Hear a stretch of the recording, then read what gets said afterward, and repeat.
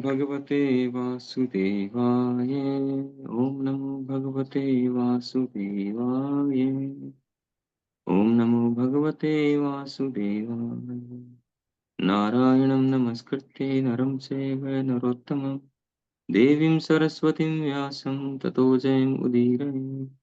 नष्टप्रायेषु भद्रेषु नित्यं भागवत सेवया भगवती उत्तम श्लोके भक्तिर्भवती नैष्ठिकी। श्रीमद् भागवतम स्कंद 1 अध्याय 1 मुनियों की जिज्ञासा श्लोक संख्या 4।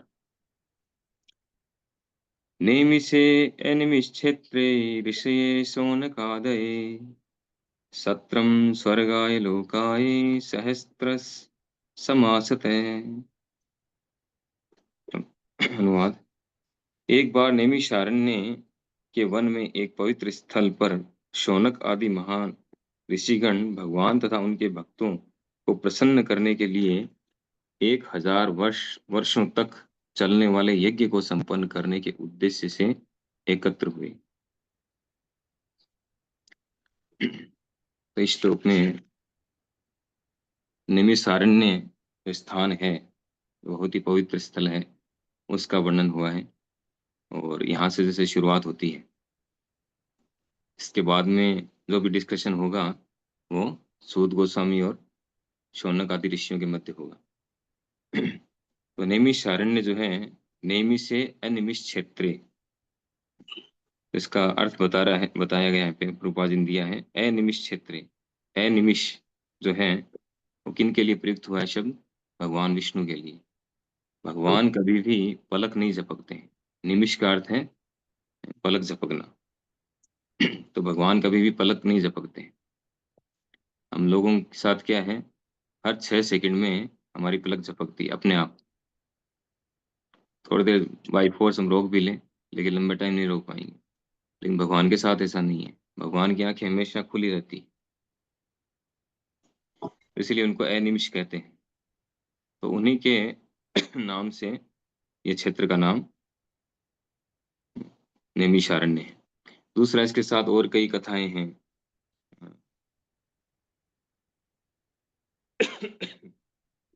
जैसे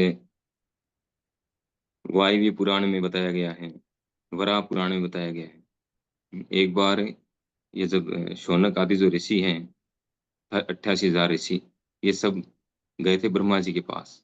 यहाँ आने से जस्ट पहले ये ब्रह्मा जी के पास गए थे। ब्रह्मा जी के पास क्यों गए? क्योंकि इनको जो है जन कल्याण के लिए एक हवन करना था, जन कल्याण के लिए कार्य करना था। तो ऐसा कोई कार्य हो या कोई भी कार्य हो, तो यहाँ पर एक जो सीखने वाली बात क्या है, कोई भी कार्य करने से पहले जो अथॉरिटी है उनसे हमें पूछना जरूरी है, उनसे राय लेना, उनसे पूछना, उनके निर्देशों के अनुसार चलना। तो ये यहाँ पे जो है हमारे लिए एक शिक्षा है। तो सभी जो है मिलकर के गए ब्रह्मा जी के पास, और ब्रह्मा जी के पास जाकर के उन्होंने बताया कि हम ये करना चाहते हैं जन कल्याण के लिए। क्यों? क्योंकि कलयुग आने वाला है, द्वापर खत्म होने वाला है। तो ब्रह्मा जी ने उनको एक चक्र का निर्माण करके चक्र दिया।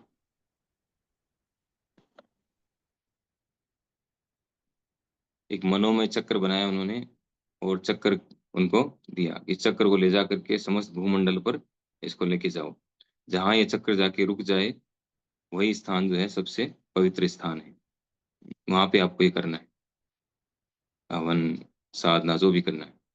तो आ गए चक्र को लेकर के, फिर वो चक्र को लेकर के सब जगह घूमे, पूरी पृथ्वी पर, भूमंडल पर। तो अंत में जो है ये जो नैमिष सारण्य जो है, अभी जो नैमिष सारण्य है, वहां पर आकर के उस चक्र की जो नेमिष है, नेमी है, वहां पर गिर गई। और चक्र जो है वो भूमि के अंदर प्रवेश कर गया। तो जहाँ चक्र भूमि में प्रवेश कर गया उसको चक्र तीर्थ बोलते हैं। वो अष्टभुजाओं में ऐसे चक्र तीर्थ बना हुआ है। और दूसरा, जो नेमिष वहां पे गिरी, वो नेमी गिरी, इसलिए उसका नाम हो गया नेमिष। तो नेमिष सारण्य इस तरह से नाम। और बहुत सारी कथाएं हैं। ये भी कहा जाता है कि वहां पर असुर थे बहुत सारे पहले। तो भगवान विष्णु ने, जब सभी ने रिक्वेस्ट की भगवान से, तो भगवान विष्णु ने पलक झपकते ही, यानी एक निमिष काल में, वो सारे असुरों को मार दिया। इसलिए भी इसका नाम, इस क्षेत्र का नाम नैमिषारण्य है। तीसरा, जब यहाँ पर बलराम जी आए थे, यानी जब शौनक आदि ऋषि सब ने यहाँ पे शुरू कर दिया अपना कार्यक्रम, तो वहाँ पर आए बलराम जी।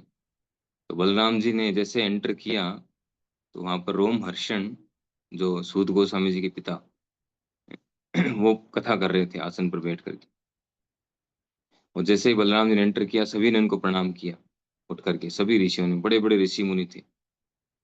लेकिन रोमहर्षण जो है वो नहीं उठे अपने आसन से, वो वहीं बैठे रहे। तो बलराम जी को क्रोध आ गया। बलराम जी जो है, भगवान बलराम तो साक्षात भगवान है, भगवान कृष्ण के पहले विस्तार है। उन्हीं से सारे अवतार होते हैं। मूल संकर्षण बोला जाता है उनको। संकर्षण के मूल है बलराम जी। से प्रथम चतुर्युग, फिर द्वितीय चतुर्युग, फिर संकर्षण, नारायण, जितने भी अवतार हैं सब बलराम जी के थ्रू होते हैं। तो बलराम जी में और भगवान कृष्ण में, भगवान बलराम में कोई अंतर नहीं। एक ब्लू सफायर, एक व्हाइट सफायर, इस तरह से। तो दोनों में कोई अंतर नहीं, सेम है। केवल एक सेव्य भगवान है, एक सेवक भगवान है। भगवान बलराम भगवान कृष्ण की सेवा करते हैं, सेवक भगवान। तो इस तरह से जैसे बलराम जी ने एंटर किया, सबने उनको प्रणाम किया, लेकिन रोमहर्षण खड़े नहीं हुए। तो उनको क्रोध आया बलराम जी को। तो उन्होंने क्या किया, एक तिनका लेकर के और उनकी गर्दन को टच किया, और रोमहर्षण की वहीं पे मृत्यु हो गई। क्योंकि ये वैष्णव एटिकेट्स है, वैष्णव सदाचार। तो सब बड़े बड़े ऋषि मुनि खड़े होकर के उनको प्रणाम कर रहे हैं और रोमहर्षण नहीं कर रहे हैं, तो इससे गलत मैसेज आएगा। जो व्यक्ति वो 88,000 ऋषियों को लेक्चर दे रहा है, वो खुद एटिकेट्स का पालन नहीं कर रहा है, तो बाकी को क्या सिखाएगा, कैसे सीखेंगे लोग। तो ये सिखाने के लिए बलराम जी ने क्या किया, तुरंत उसका वध कर दिया, रोमहर्षण जी का। उसके बाद में फिर एक एग्जाम्पल सेट किया उन्होंने वैष्णव सदाचार का सिखाने के लिए। दूसरा एग्जाम्पल सेट किया उन्होंने, जो है तुरंत, और ऋषि मुनियों से कहा। उसके बाद उन्होंने सूत गोस्वामी को वहां पे बिठाया कथा के लिए, उनके पुत्र को। बाद में खुद ही जो है उन्होंने कहा कि तो गलत हो गया, ऐसे कथावाचक जो हैं, भक्त थे, कथावाचक थे, उनका मेरे से वध हो गया, तो मुझे क्या करना चाहिए। वो क्षमा मांगते हैं तुरंत, और वो भी सिंगल व्यक्ति से नहीं। ऐसा नहीं कि जैसे गलती हो गई तो अकेले में जाकर के क्षमा मांग रहे। अकेले अकेले में क्षमा मांगना बहुत बड़ी हिम्मत का काम है। पब्लिकली सबके सामने, 88,000 ऋषियों के सामने, और कहते हैं कि फिर उनसे एडवाइस लेते हैं कि मुझे क्या करना चाहिए, तो प्रायश्चित करना चाहिए, क्या करना चाहिए। तो वो एडवाइस देते हैं उनको, बलराम जी को। वो कहते हैं आप तो सर्वे सर्वा सब कुछ जानने वाले हैं, फिर भी वो एक एग्जाम्पल सेट करना चाहते हैं। तो कहते हैं कि आप जो है सारी जो जितने भी तीर्थ हैं भारतवर्ष में, उन सब की यात्रा करके आइए, और फिर उनका आदेश पालन करते हैं। यद्यपि भगवान हैं स्वयं, लेकिन फिर भी उनको आदेश पालन करने की आवश्यकता नहीं है, लेकिन फिर भी वो आदेश पालन करते हैं। एक और एग्जाम्पल आता है शास्त्रों में, परशुराम जी का।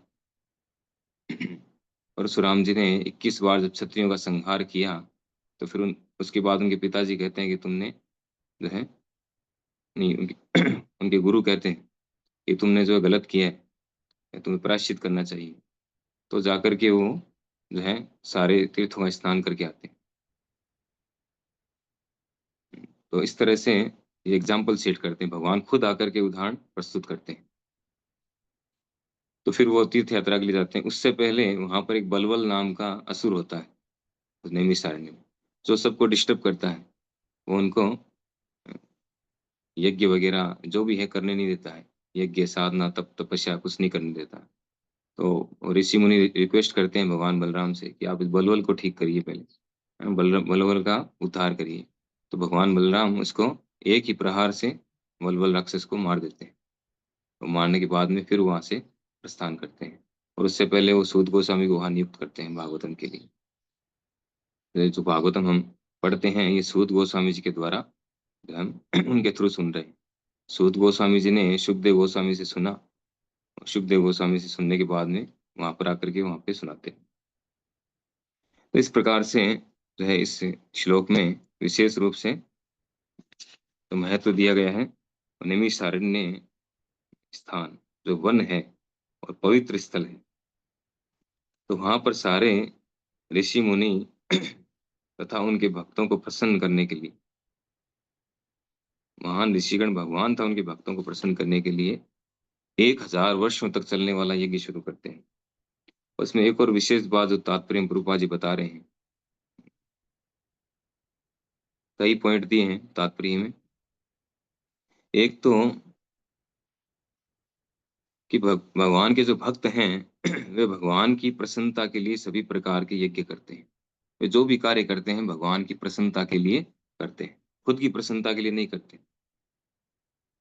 तो एक श्लोक कोट किया है प्रभुपा जी ने कि यज्ञार्थात् कर्मणो अन्यत्र लोकोयम कर्म बंधन।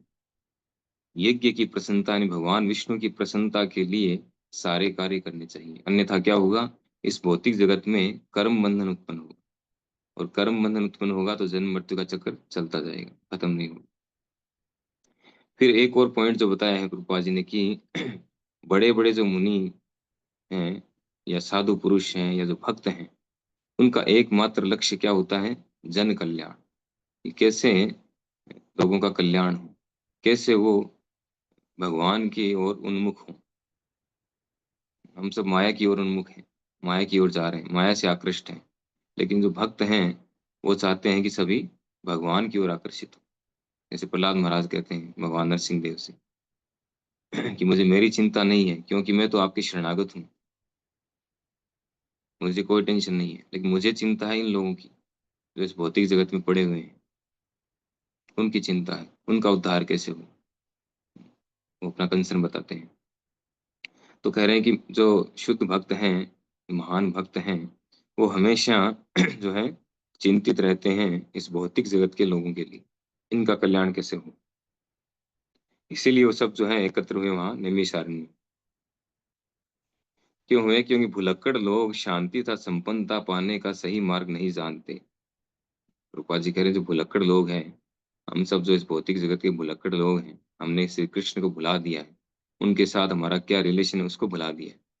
तो उसको वापस जागृत करने के लिए साधु पुरुष, क्योंकि वो भली भांति जानते हैं, वो जो है इस तरह के आयोजन करते हैं, जैसे प्रभुपाद जी ने किया। कल एक प्रवचन सुन रहा था मैं, उसमें महाराज बताते हैं कि